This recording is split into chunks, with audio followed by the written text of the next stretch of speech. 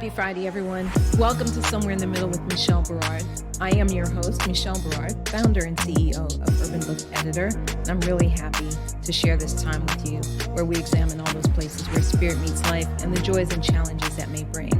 Now, it is the holidays. Next week is Thanksgiving, y'all, and I know it's going to be different and it's going to be more challenging and, people going to be feeling some kind of way about it. I know I am, not being able to be with family and everything, but it's important that we take care of ourselves and take care of others. So I hope that you guys are connecting with them via telephone, FaceTime, Zoom, what have you. Because it's Thanksgiving next week, we're actually taking a week off. I'm doing something new. I know I don't take that much time off from the show, but we are going to do a wonderful interview that we had in 2018. But before we get to that, I want to say thank you to my guest on the November 6th show, federal contracting expert Khalil Memon. You can connect with Khalil at his website, which is www.dynamiccontractsconsultants.com. If you missed that show, make sure you listen to the replay. You can find our complete show archives, including the November 6th show at the somewhereinthemiddlepodcast.com. So I want you guys to really take a listen to this next interview. We are actually doing a replay. It's a blast from the past, a really great interview that we did back in March of 2018 with Dr. Kendra Davis-Burch. And it's just fabulous. I think you're really going to enjoy it. So give it a listen. Now, I am super pleased to have my guest tonight. I had so much fun talking with her a couple months ago that I said, you have got to come on the show. She's just fabulous. She is a talented author and coach, and I think you will enjoy meeting her as much as I did. Dr. Kendra Davis-Burch is a 1999 and 2009 graduate of Winston-Salem State University and a 2016 and 2017 graduate of Apex School of Theology. She is an internationally licensed and certified alcohol and drug counselor, clinical supervisor, and sex offender treatment specialist. In 2010, Dr. Kendra established K METAMORPHOSIS, a Christian counseling organization whose mission is to utilize a holistic approach to inspire others to face their fears, giving voice to their present truth and empowering them with the tools to heal and recover with dignity. As a result of working with Dr. Kendra, individuals are inspired to embrace all of their life experiences, but as a student, not as a victim. Dr. Kendra is also a published author of Christian and self-help books, which can be found on Amazon.com. So I'd like to welcome Dr. Kendra Davis-Burch to Somewhere in the Middle with Michelle Berard. Thank you, Dr. Kendra, for coming on the show. Well, hello. Thank you so much again for having me and this awesome opportunity to share with wisdom and knowledge to all of those that's on the audience on tonight and those who will be calling in. I do appreciate this opportunity to be a part of this awesome venue. Well, thank you. I had so much fun talking with you when we spoke. I think it was like late November, early December, and you just had so much energy, vitality, and the work that you're doing is really cool. And I just wanted to get to share that with the audience. And so you asked me for, hey, do you have any questions for me? And I don't really structure the show that way. I start out the show with 2 questions, and that really feeds the rest of the show for me. And so I'm going to ask you those 2 questions because I think that they lead right into what you're doing and why you do it. So here are my 2 questions. Ready? Yes. All right. Dr. Kendra Davis-Burch, who are you, and how did you become who you are today? Well, I describe myself as being an agent of change. I believe that I use my life experiences, that's the good and the bad, all inclusive of the things that I have gone through that have made me to be such an agent of change that I'm able to share experience, strength, and hope with others. And I think the most important thing that makes me so effective is my transparency and the ability to be real, to be raw, and to be relevant. I just believe in order to see change in people, you have to be willing to be transparent with them and tell the truth. So I think many times change doesn't occur because we don't have people in society that will speak truth and be honest in order to be that agent of change as a beacon of light. I know that as a servant, that's what my life is. I'm a servant to the fullest, that I use my experience, I use the light that's within me to eradicate darkness in others. And what has made me and brought me to this place is those ups and downs and those bumps and bruises, the mistakes I've made. So it's not just the successes that have made Kendra Davis to be who I am, but it's those moments when I was broken, those moments when I was broke, busted, and disgusted. It was those seasons when I was at my bottom that I had no other choice but to look up and to rely on my faith and my relationship with God. That is those things that have made me who I am. So I'm a product not just of my environment, but I'm a product of those individuals who have served as a mentor to me, who was not selfish at all, but willing to share their platform, share their wisdom and their knowledge with me. So I try to be what Mahatma Gandhi talks about, being the change that I want to see in the earth. And the way I do that is by serving people and serving worthy causes in the earth. Wow. That is such a powerful statement. And I want to, a couple of things just like jump out at me. So, I jot notes here. And so I've got a couple of things I've got starred. You said that you are a servant. Who do you serve and why do you serve them?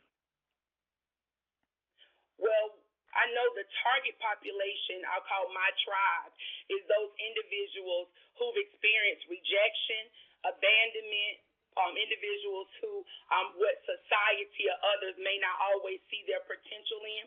And why I advocate for them and fight for them, because I remember what it was like being the underdog and somebody advocated for me. And many times folks won't invest in what looks like to be a crashing product, or they don't invest in stock that doesn't look like it's going to bring in dividends. But I invest by serving others, by empowering them with resources and tools that they can live their best life and that they can tap into the strength that's on the inside of them, and to realize that it's not how you start, but rather it's how you choose to finish. And so I choose to help people to help themselves. So I'm just inclined to believe that if I help you with information and with knowledge, and you apply that information to your life, then not only will you be able to survive for today, but I'm giving you something that's of so much immense worth and value that you can live and survive for a lifetime. And then hopefully in return, that individual that I have served will then take those tools and resources and serve others. So it's somewhat like the butterfly effect, that those small changes will make a big impact. So those small changes, those small investments, if it means investing time, investing a smile, investing a positive word, a word of encouragement, investing a prayer, that could be the very thing that could make or break someone. So I advocate for individuals who are broken and rejected. I also serve individuals who are addicted to drugs and alcohol, individuals who have been affected by mental illness. I advocate for offenders and ex-offenders, because I just believe everybody deserves a second chance to make a first impression. So there are many individuals, perhaps they've never committed a crime or have never been locked up, but God knows if it wasn't for the grace of God, there go I. So I advocate for those individuals, men and women who have been incarcerated, that they will have an opportunity to be brought back into society and be rehabilitated. But the truth is, when we really get honest, some of the folks that I advocate for have never been rehabilitated, that perhaps they are what society would say that they grew up on the wrong side of the tracks, and it seems like that they have just lived a hard life. So I just believe if I can just inspire them and to motivate them to start where they are and begin to see themselves like a seed. So when I say like a seed, to see the seed of potential on the inside of them, and then they begin to take the dirt and begin the dirty situations, the dirty things that was thrown thrown on them. And then when they get to that place and begin to offer gratitude and to just be able to say the dirt in my life was necessary to germinate the seed of greatness on the inside of me. The bumps and the bruises in my life was necessary in order to provoke me to reposition me. So when I start talking to people and stirring their faith up, and they begin to look beyond where they are right now, and they see themselves somewhere in the future, and they look beyond the past phase and see that yes, I can, and yes, I will, then I know that my serving and my living has not been in vain. So it's my goal and my desire that my fingerprints will be left on the life of some broken soul, some offender that society said that they would never be anything, that they were just going to always be a menace to society. So I choose to advocate, and I choose to serve for them. I choose to serve for individuals who at times will never be able to repay me, but I serve them out of truth and authenticity, and I invest in their lives, invest in their futures, because I believe that what's to come for them is better than what has been. Wow, that's awesome. And, you mentioned working with offenders in particular, and that is something that has really just popped, I don't want to say it's popped up on my radar, but it's become much more of a focus of mine or an area of concern that I have seen. And I wonder, in your work, what have you found to be the conditions that you find a lot of folks who are incarcerated or formerly incarcerated are in, and what may be part of their struggle in terms of getting back into society and kind of stabilizing and developing a new life for themselves? I believe it's the mindset and the mentality. So when we talk about offenders and their desire to break the cycle of recidivism, which I know to be crime and punishment, many individuals are doing the best that they can with what they have. So when we start looking at pro-criminal values and pro-criminal associations, so sometimes as sociologists, when we try to understand the mindset of an offender, sometimes you may judge and you may look at them and say they could have did better. But when you look at someone who grew up in foster care and group homes and, one thing after the other, many of them have been doing the best that they could with what they have. But it takes someone that comes along that's able to look beyond their faults and look beyond their character defects and begin to show them a better way and to begin to give them hope for the future. Because when I'm working with my guys and my ladies in the prison setting, I tell them, if I can get this in your head, you can get it in your hand. If I can show you how to get your mind right, how to mind your mind and start thinking on another level, then you'll be able to obtain absolutely anything. I just simply believe that nothing stands in between a person who is focused and who is determined. And then I also think, in addition to mindset being a hindrance, I also think preparation. Many times some people are sitting and waiting and blaming other people that it's the white man's fault, it's this man's fault, it's that man's fault. But I'm saying, boo, you are your own rescue. You have the ability to rescue yourself. When you make a decision to get up and to show up for your life, it doesn't matter how long your criminal record is, because everybody with a criminal record is not still struggling, in that same mindset. So if I can build their mind and build their thinking, but most importantly, build their spirit. If you can get to the spirit of a man, a broken spirit produces a contrite heart. So if I can get to that broken spirit and begin to perform what I call spiritual CPR, and I begin to use, if it's the word of God or use encouraging thoughts or just use poems and just being present in the moment with that person and being able to empathize with them, I'm able to breathe life into them. And it's almost like that 1,000, 2,000, 3,000. And sometimes people just need to be in your presence so they can absorb your energy and they can absorb the hope that you have on the inside of them. And that's when they begin to see that possibility is on the other side of this struggle. And then they'll have a desire and a drive to start preparing. So I tell folks, don't tell me you're going to start a business if you ain't got no business plan. Don't tell me you looking for a job and you ain't updated your resume. Because I just tell folks, I just believe that success is when opportunities meet a prepared person. So if you go ahead and prepare your business plan, your resume, prepare your mind, then opportunities are endless and they got to come to you. So I just believe if you start thinking it and begin to manage your mindset, opportunities will begin to come because the laws of attraction are so true. And we know that there's a proverb in the Bible, but also there's an author by the name of James Allen. He expounds on it so well in his book. He talks about as a man thinketh in his heart. So if you can start helping people to de-weed the flower bed of their thought life. Because for some folks who've been broken and in poverty and incarceration, bound by addiction, it's so many dead weeds that's been planted in their mindset that it's choking the life out of their creativity. It's choking the life of possibilities that they don't see anything beyond what's going on right now. But when you start giving them hope and giving them courage, they start de-weeding. They begin to be the master gardener in their own mindset. So with that being said, I help them to prepare their mind, prepare their thoughts, and look beyond what's going on right now and begin to dream again and begin to see themselves living on another level. Wow. So now let me ask you this, because, everybody's had their hopes dashed. Everybody's had a dream they've been chasing after, and it seems so hard to get to.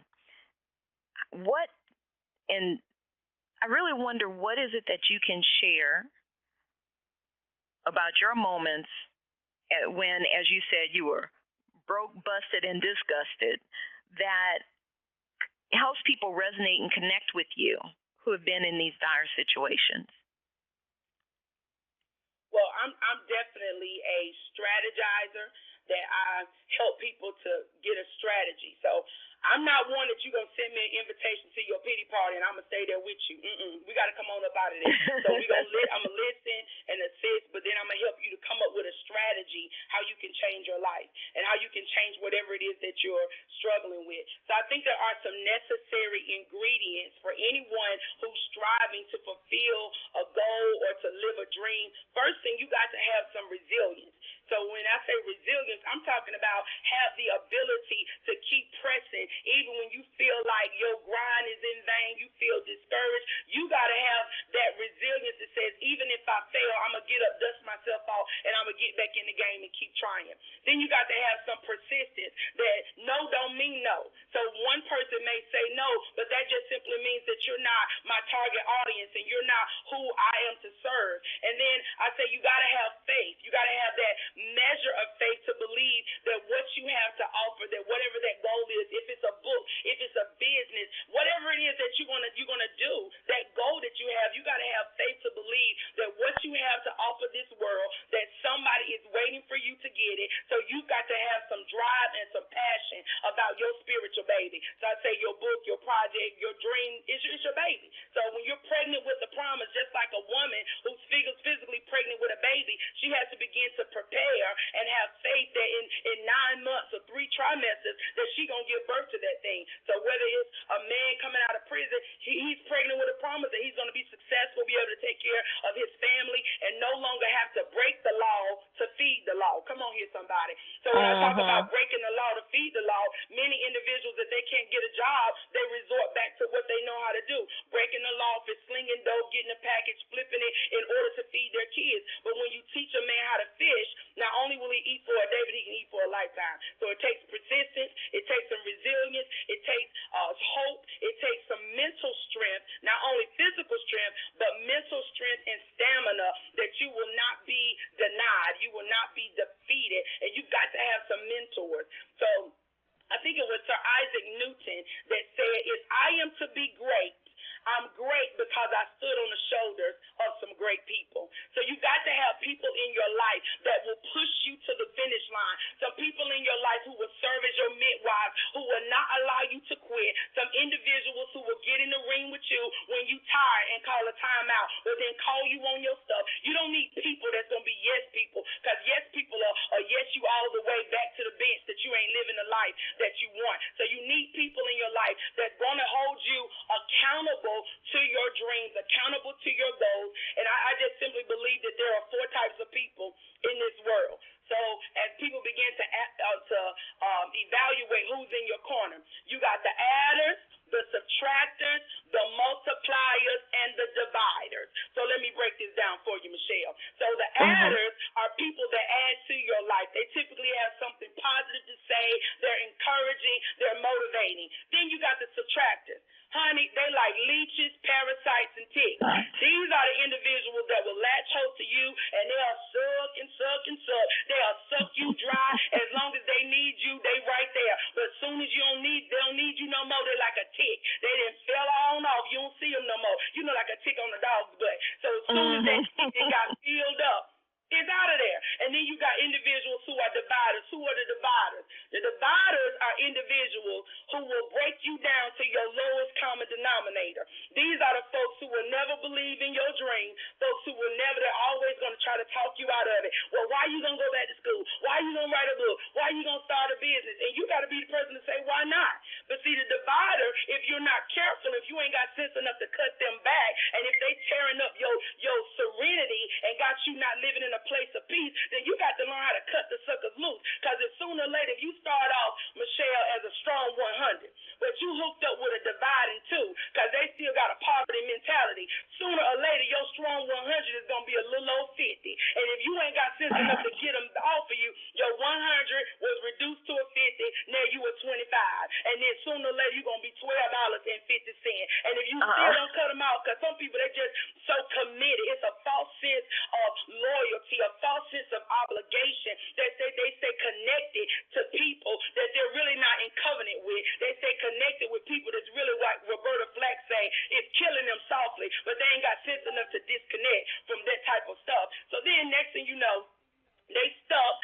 I use little slogans when I'm talking to my folks. You stuck on stupid, sliding on ceiling, parked on dumb, sliding on ceiling. You wondering, how did I get here? Because you should have cut some folks back. So if you're going to get to the finish line, you got to evaluate who's in your corner. And then last but not least is the multipliers. The multipliers are people you may not even talk to them every day, but when you do talk to them, they have a way of stirring you up. They have a way of reigniting your faith. You believe you can do anything. Honey, you got a dream, a vision. You're going to have an ice cream truck. You done got this strategy. You're going to sell fudgsicles on the north side and Haagen-Dazs and Ben & Jerry's on the west side. So you got to have some multipliers, the dividers in your life who will stir your faith up. And then sooner or later, you be believing you can fly. You can touch the sky. You start breaking the spirit of average. You start pushing yourself out of your comfort zone. But it's only when you have people in your corner who will hold you accountable to your dream. And they believe so much in your dream that they ain't going to let you die dreaming. But they going to make sure that your dream and your vision comes to pass. I get excited. So, Michelle, you have to stop me, girl. So, hey, man. Right there. Did I answer your question? You did. I have no reason to stop you when you were talking like that, because I totally agree with you. I think it's really interesting, too, because one of the things that I had to come to at some point in my life was that you can love people, but some people you have to love from a distance. So it's because sometimes those subtractors are maybe your own family members, right? Or people that you've been friends with a long time. And you may just have to love them from a distance. It's not that you don't love them, but maybe they just don't have what you need, and you can't take that on board. Yes, ma'am. I believe it was Rick James that said you gotta love them and leave them. You remember that song? Girl, bye. You gotta love them, but you gotta know how to say see you later, bye. I know how to give folks the benediction. Do you hear me?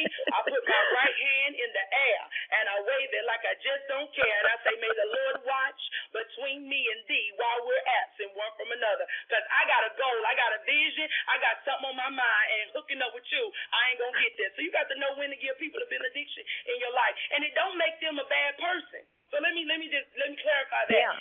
When you have to cut people out of your life or cut people out of your business plan or cut them out of your dream or your vision, it don't make them a bad person. But what it does mean is that their season in your life is over, that the chapter that they served as one of the characters in your life, it is finished. So you got to know when to say it is finished and when to move on and get to your next season. Does that make sense? Yep. Absolutely. Yep, I agree. Well, and also it doesn't make you a bad person, because I think sometimes there's a certain guilt that you get, especially if you're dealing with, friends that you've had a long time, family members, sometimes you get a little bit of guilt. You feel a little guilt for putting yourself and your dream first. Mm-hmm. And people will try to make you feel guilty. So not even even if the guilt doesn't come within, people will try to make you feel guilty, or will even try to play mind games and try to manipulate you when you don't do what they want you to do. You know what I'm saying? But you got to take care of your own self. So you know what's best for you. So I think when you don't have the ability to consult yourself, then you'll find yourself being a chameleon, getting in and changing your dreams and your desires to fit everybody else, because you pleasing everybody, but then you're not pleasing, you're not true to yourself. So Shakespeare said, to thy own self be true. But when you don't know what you want, you just like that little lady on Coming to America, whatever you like, and you just doing what everybody else wants you to do. Yeah, you talk the girl that jumped up on one foot. Hop on. Eddie Murphy's hop up and down, bark like a dog. Exactly. Well, tell me more about the spiritual CPR that you perform. What would a program, like if someone is working with you, what kinds of things do you do with them to help give them the spiritual CPR to help them build themselves back up? Well, I use CPR as an acronym, CPR. The C is, first of all, you may have to close some doors. What doors do you have open that's giving negativity access to you? What doors do you have open that's causing doubt to have access to you? So I help people to identify, how did you get to where you are? So we're sitting down having a conversation. That could look like I use art therapy, genograms, having people to begin to draw things out, and then I help them to be able to connect the dots. Because I like the topic of your show, Somewhere in the Middle, because sometimes people get stuck somewhere in the middle because they're not who they used to be, but they're not quite where they want to be. So sometimes people get stuck somewhere in the middle and they need a little direction. So in order to get that direction, sometimes you got to go back and visit some of the dark areas in their life. And I know it may be a little intimidating to them, but when you know you carrying light and you know that the light of God and your higher power and you're carrying principles and that you're empowered in order to go to some dark places with some folks, you ain't scared at all. I don't know about you, Michelle, but I ain't scared of the dark. So I go into dark places with people, into their path, to identify some of those open doors. For some individuals, it was how they were raised, and it was the mindset of the people in their environment. So if you're going to do CPR, first of all, you got to help people to identify the open doors and then shut those doors. It could be doors in their mind, their thinking process, because some individuals believe that living from paycheck to paycheck is the best that they're ever going to have, or being dependent on Section 8 and food stamps and Medicaid. And I'm not trying to shine or clown nobody, because Kendra Davis was one of those persons that I grew up in poverty, grew up in public housing, was dependent on Medicaid and food stamps, and then when I got up in age, I was on Section 8 myself. But when I identified that this was a generational pattern, that my family had experienced these same things, it was because some people invested time in me that I began to close the door. So the same thing that people did for me, I do it for others. So I help them identify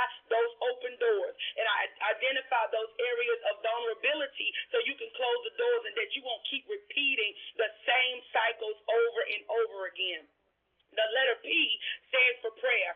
Anyone that knows me knows that I am definitely an advocate for prayer and intercession, because I realize as a servant, there's not but so much that I can do. I am powerless over people. I'm powerless over their circumstance and their situations. But I know a man, I know a source that is greater than me, who endows me with power, who endows me with strength and insight. So I know when I go to God in prayer and I begin to intercede, He allows me to have insight and glimpses on things that I didn't know, and I'm able to know without knowing, and I'm able to see without seeing, in order to help people get to the next level in their life. So we help them by closing the doors, identifying those doors, closing them through prayer and intercession, and then I use affirmations to resuscitate. So I give people homework assignments like finding positive words and affirmations that they can say to themselves. Because I just believe it's not what you're called, but it's what you choose to say to yourself. Who is not what you call, but it's what you choose to answer to. So when you start answering and you start speaking words of life into your own self, and when you begin to look at yourself in the mirror, you may not be a 2, but you be the best 22 that you are. So especially with women, as they're dealing with image issues and self-esteem and not feeling like they're like this person and that person. But when you can empower people through affirmation, it resuscitates their faith, and it causes them to begin to see themselves the way God sees them. And they can say to themselves, Seth, girl, you a bad girl. You's a brick house. You a bad mamma jamma. And you begin to offer appreciation for who you are and what you have, instead of spending time groping and complaining about what you don't have or what you don't look like. So with CPR, that could be a group session. So if it's a group setting, I perform spiritual CPR. I get invited to go places and to speak. I do group sessions at several halfway house facilities in the community. One of the halfway houses is for females, and this includes women who have come out of prison, women out of domestic violence situations, women struggling with drugs and alcohol. So women just with issues. So it's there in those. I do individual counseling sessions there, and I also do group sessions there. So there, spiritual CPR looks like one-on-one time that I'm able to talk behind closed doors in a confidential setting. And confidentiality is a big thing, because you know in this day and time, everybody that you confiding in is not keeping yourself confidential. Because some folks saying they praying for you, P-R-A-Y, are really P-R-E-Y.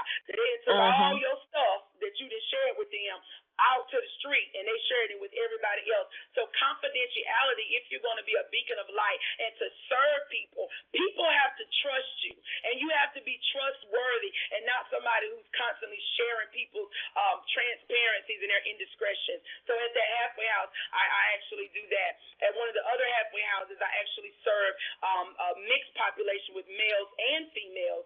So CPR there, it looks the same with groups, individual sessions, and then I also advocate and collaborate with other nonprofit organizations. So some of these organizations, I may go in, they contract with me to go in and to do professional training and development with their staff to build camaraderie with the team members. So for me, as that beacon of light, like I talked about, that change agent, my life is like CPR, that I'm constantly serving people on one platform or another. So if it's in my professional life or my personal life, in ministry, I'm serving people and providing CPR. Well, I am just overwhelmed. You know, I told you this before. I love the work that you're doing. And I'm also interested in the particular challenges that women face. Especially women who are incarcerated or formerly incarcerated. I would imagine that they have a unique set of challenges. Some of it overlaps with the men, but we know from society that women have slightly different struggles. What do you find yourself dealing with, particularly with women? Well, especially with women in the correctional setting, there are definitely some disparities comparing women in correctional settings versus men. We know that in our society, it's the 21st century, but there's still a double standard. It's amazing. I just did a training this week. I was working with some counselors in the prison, and we were talking about women in prisons, and for a charge that their male counterpart may have committed, that male may have got less time on their sentence compared to some of the women. So some of the women get more time on their sentence. So I'll give you a prime example. Female was charged with writing checks, so fraud. So with checks, she got a 13-year sentence for writing checks. And it seems like a harsh penalty for check writing. But when I began to think about, now, if a male did that same crime, would they have gotten 13 years? And wherein I don't have the dog in the fight when it comes to the sentencing grid or anything like that. But we start looking at the patterns that some women are getting more time on their sentence compared to males. And then women have a whole other set of issues in corrections than males, because they have their children to worry about. I know that they have fathers too, but women have tend to be the sole provider for their children. So they have that burden to worry about who's going to take care of my children and housing, who's going to make sure that they're getting their medical care in school and, those sorts of things. And then, of course, women have mental health issues just like, the males do as well. But, women process issues and things differently.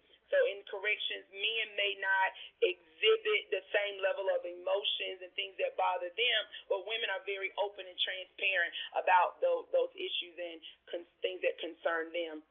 And then when we start thinking about homelessness, when women, may come out of prison, just women in general struggling with addiction and homelessness, women trying to survive on the street is a different struggle than a man trying to survive on the street. So partnering with homeless shelters and organizations to serve women and to make sure that they are prepared with insight and knowledge on how to meet those women's needs holistically. So not just to provide them shelter, but being able to provide a listening ear and to be non-judgmental and to be able to support them from a place of love and from a place of hope.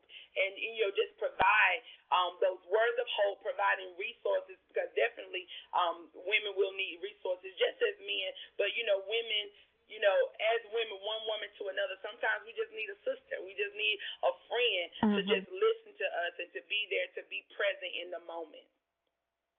Well, and you know what I had read about recently, sometime last year, and I hadn't even thought about this. Homeless women have actual different physical concerns as well about their, if they're on the street. Hygiene, for example. Right. If they're on their periods, what do they do?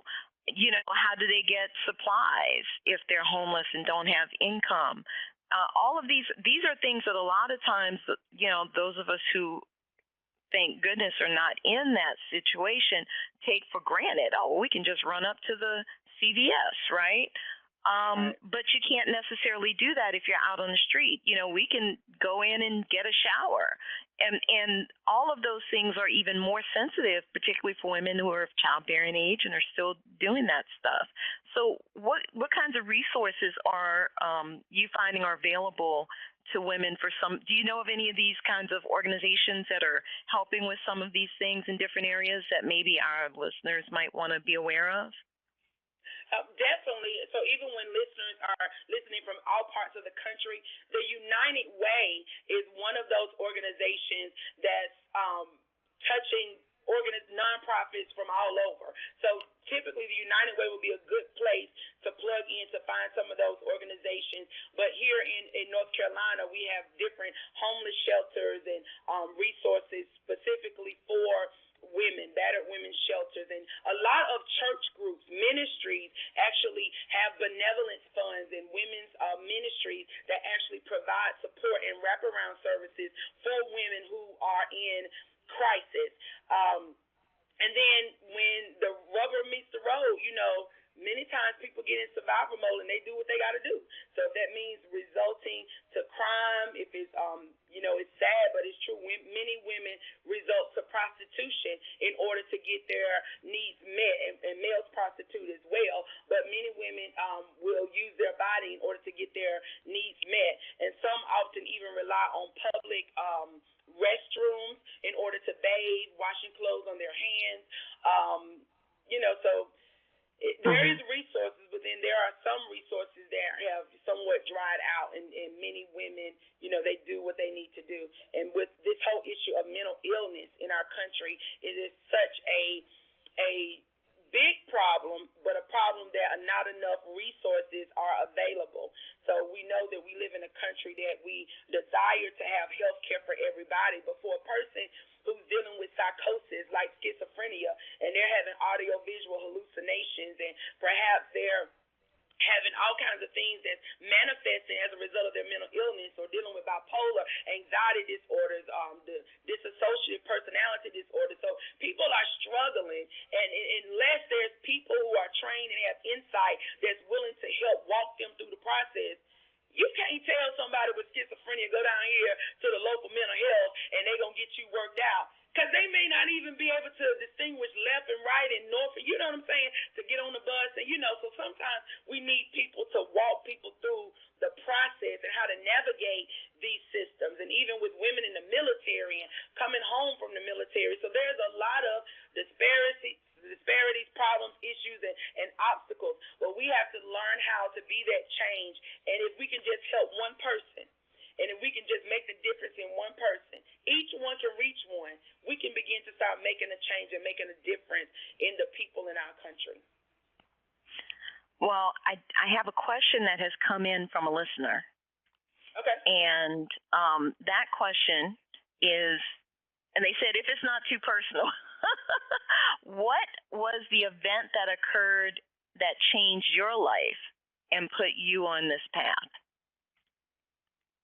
Well, I actually grew up in poverty. Both of my parents were addicted to substances, and those substances led us to actually being homeless. So I can recall actually coming home, and our apartment was padlocked. So my brother and I, we broke into the house, survival mode. We broke into the house, and we actually climbed through the window to get enough clothes to last us for, a few days until my parents could figure this out. And we actually, we went and lived with someone else in the neighborhood. His name was Romeo Clayton. We actually went and lived at his apartment with he and his wife and their children for a few days. And then from there, my parents were able to get another place or whatnot. And then we ended up homeless again. Because until you deal with the root of an addiction, you can go from one house, one apartment to the next, and then the same thing will happen all over again.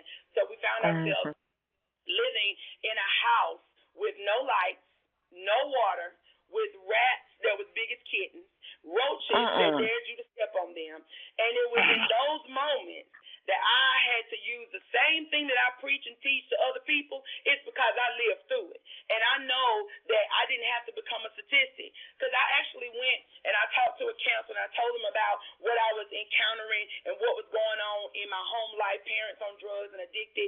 And this one particular person said to me, well, if you have a baby, you can get 272, Medicaid, and food stamps. Well, I wasn't the sharpest knife in the drawer, but sugar, I knew that having no baby, if I was already struggling, that was not going to be the answer for me to go and have a baby. But many individuals can't decipher that, and they go and start having children in order to survive. But I knew that there was more in me to be done by me.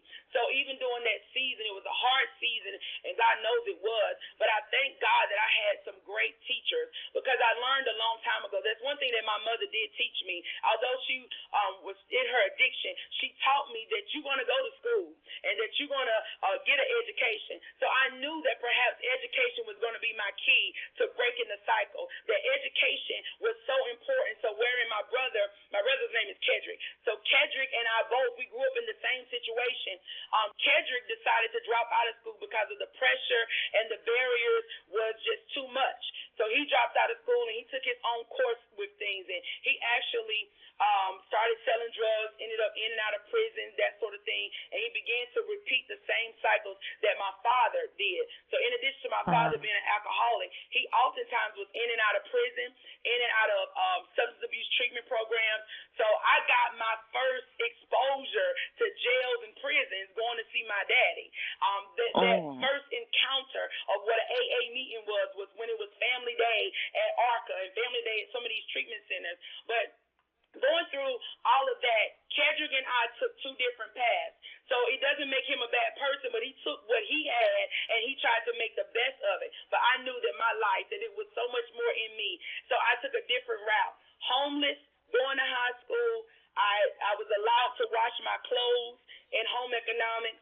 I was allowed to take showers in the gymnasium, but somebody believed in me. And then I got connected with a program called Upward Bound. See, I just believe that God will surround you with people who will mentor you out of the place of brokenness if you allow it. If you allow yourself to be teachable and coachable. See, at that moment, I ain't have nothing to lose and nothing to prove. I knew that I couldn't save my face and my butt at the same time. So I had to be willing to allow somebody somebody to help me because I didn't want to keep putting on layers and layers of clothes because it was cold and we didn't have heat and we didn't have light. So I knew that in order to do something different, I had to become something different. So I got into this program called Upward Bound. And in that program, the director of the program, her name was Miss Addie Hines. Honey, Miss Addie Hines was no joke. She was determined that every individual who was in this program, that you was going to be somebody and that you was going to go to college. So, see, are you following this story? I was a product of the projects. I got connected with some mentors who saw the potential on the inside of me and who wouldn't let me die dreaming, who wouldn't let the greatness on the inside of me stay stuck in poverty and stuck in Fairchild. So it was at that moment I took heed to the feedback that I was receiving, and to God be the glory, not only did I graduate from college, went on to get a bachelor's degree, I stayed on the dean's list. Come on here. So I was breaking records. When society said the best answer for me was to have a baby and to drop out and to live happily ever after, there were some people that imparted knowledge and wisdom and seeds of hope on the inside of me. And I would go to church, and going to church even without my family, it was friends and family in the church who would hold me accountable and would be sisters to me. And those folks are still into my life today. So it's those experiences that don't allow me to be bougie. It's those experiences that keep me real, that keep me humble, because I remember what it was like to be homeless, and I remember what it was like to be broken and to go through all of those things. So because I went through and I was able to make it through, I just believe I got the keys that I can go back and help somebody else, that you don't have to be a statistic, you don't have to be a product of your environment, but that you can change the course of your life by beginning to take directions and reigniting your faith and to be who God called you to be, not who society said. So I hope I answered that listener's question, but it was my life experiences, and I'm very transparent. My life experiences, even in relationship, it taught me how to use discernment and my picker, because I've been in some jacked up, crazy relationships, but it was because of choices that I made. But it was only when the little girl on the inside of me, the rejected girl on the inside of me, when she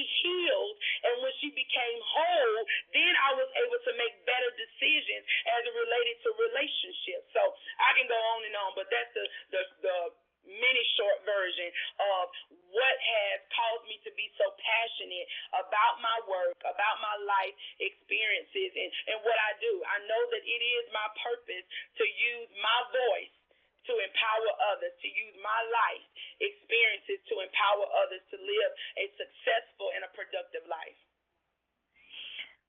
Wow. Well, I think our listener got the answer. That was a powerful testimony. I want to ask you, you mentioned the rejected little girl being healed. Talk about, if you don't mind, how that rejection, that sense of rejection, sometimes influences people to make certain types of decisions that could be detrimental. Well, when you've been rejected, and rejection can happen from the womb. So rejection doesn't have to be something that you was rejected by a person.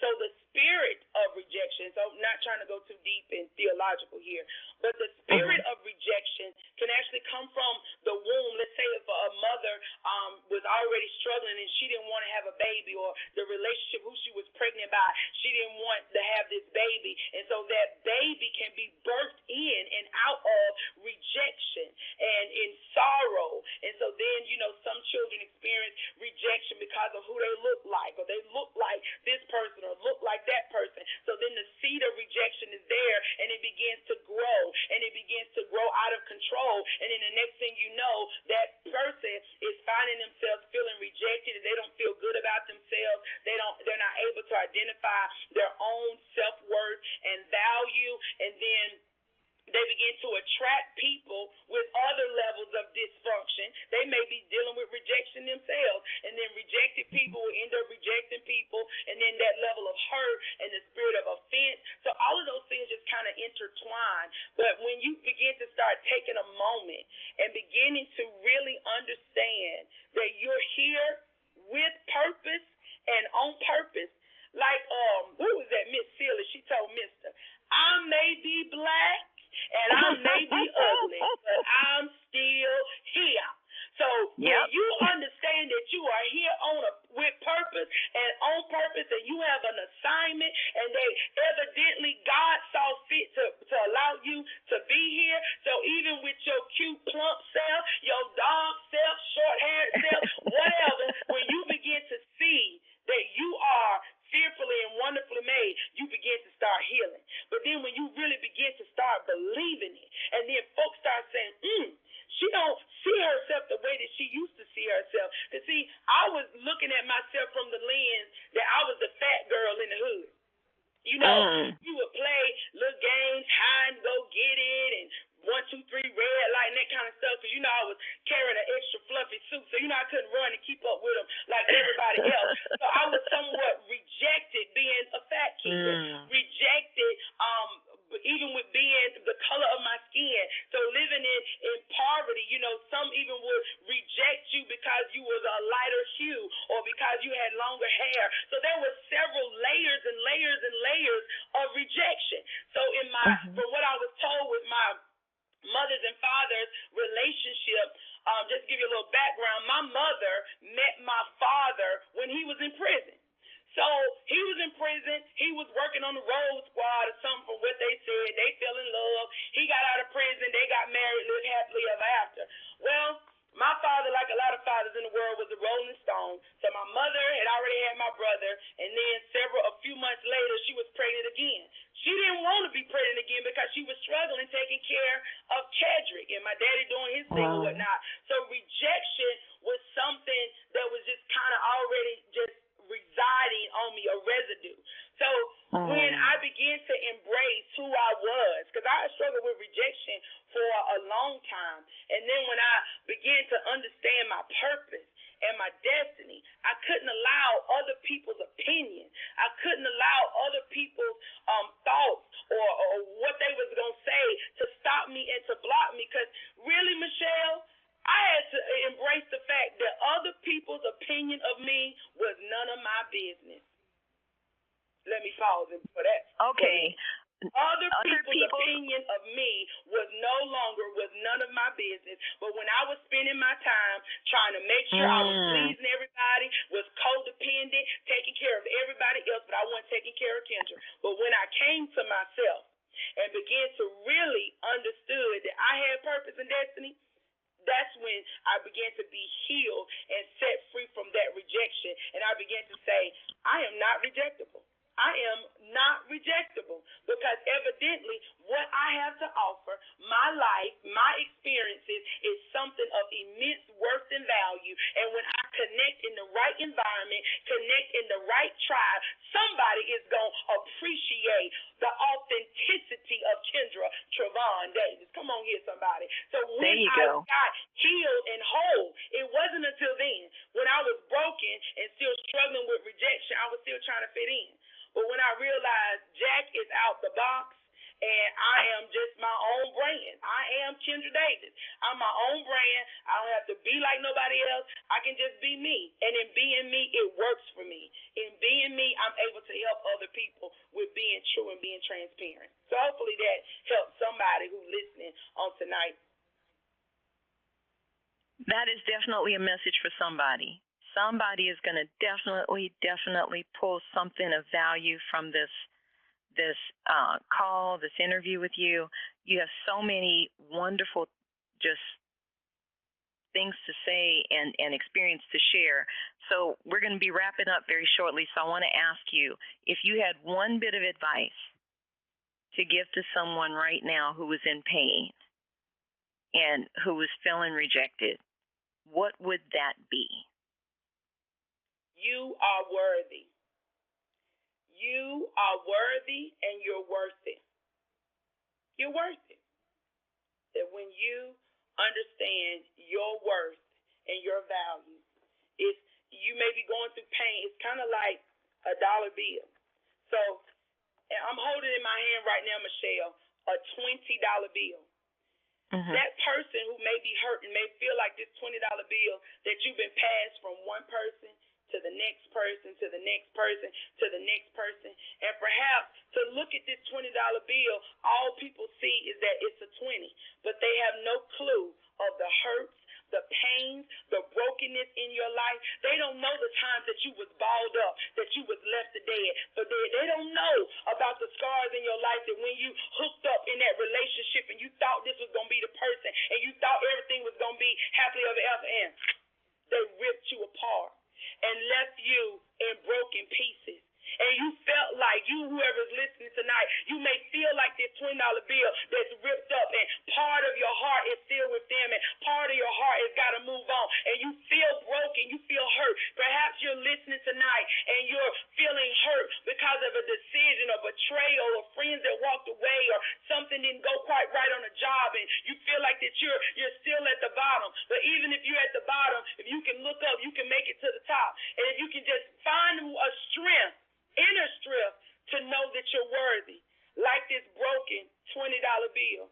If you can find the strength to begin to put yourself back together, surrounding yourself with people who can identify, yes, you got some scars, yes, you got some bruises, yes, you got some bumps, but all you need, sugar, is a little Scotch tape. All you need is a little CPR. All you need is a little experience, strength, and hope, and that's the Scotch tape that will serve you and help to put you back together again. I'm reminded of a story when I was in Sunday school. They said, in case you're broken, stop by the potter's house. In case you're weary, stop by the potter's house, because the potter wants to put you back together again. So if you're broken tonight, if you're hurting tonight, there's a potter who desires to put you back together again, that he desires to heal you and to make you whole. And because you're worth it, because you are worth it, even with your mess up, he said you're still worth it. Even with the difficulties and what they said about you and what they said was true, he said you're still worth it. Because you know why? This song come to mind to me, Michelle. It says, he thought I was worth saving, so he came and changed my life. Whoever you are tonight, you're worth it. You are worth it. You're worth the fight. You're worth the opportunity. You're worth it. So get back in the game and let's heal. All you got to do is CPR. Identify and close the doors. Begin to pray your way through it. And prayer ain't got to be some great big religious presentation. Just talk to God. Talk to your higher power and begin to allow his word and his presence to resuscitate you and surround yourself with people because you're worth it. You're worth it. You're worth it. Any other questions, Michelle?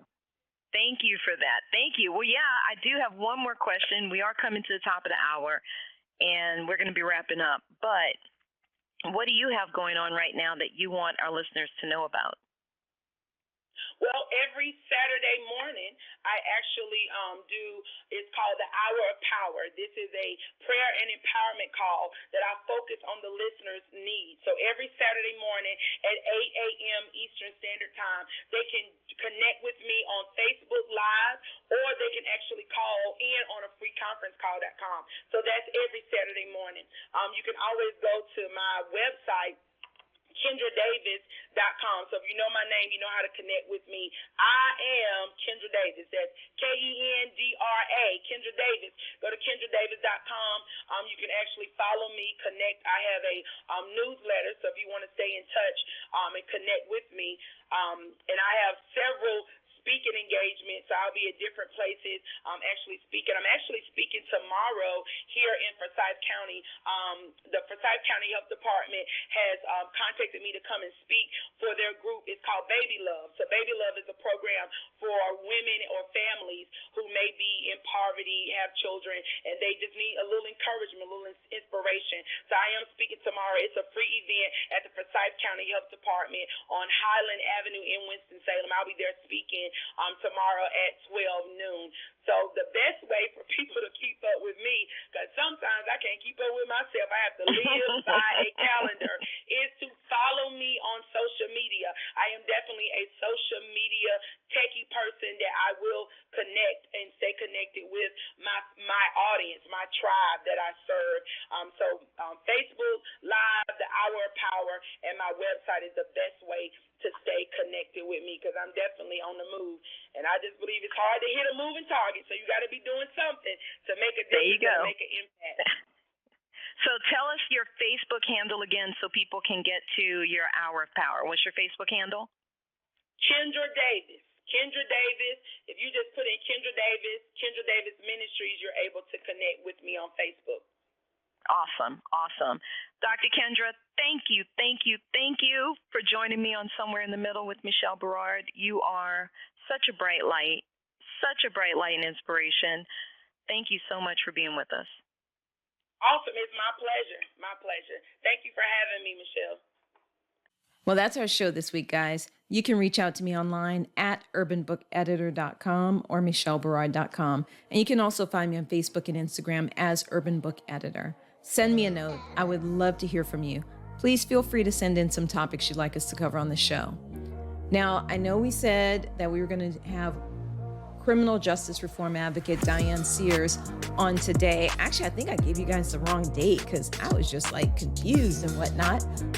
On today, November 20th, we flipped it around, decided to take some time off. So we're going to have Diane Sears on December 4th. Can you believe it is almost the end of this year? I know 2020 can't get gone soon enough. Well, you will find us twice a month on Fridays at 5 p.m. Pacific, 6 p.m. Mountain, 7 p.m. Central, and 8 p.m. Eastern at the somewhereinthemiddlepodcast.com.